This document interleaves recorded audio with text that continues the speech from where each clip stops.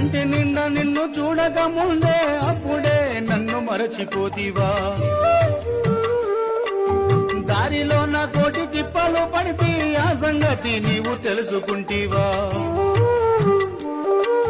కంటి నిండా నిన్ను చూడక ముందే అప్పుడే నన్ను మరచిపోతివా దానిలో నా కోటి తిప్పలు పడితే ఆ సంగతి నీవు తెలుసుకుంటీవా నీ పూజ చేయ తలచి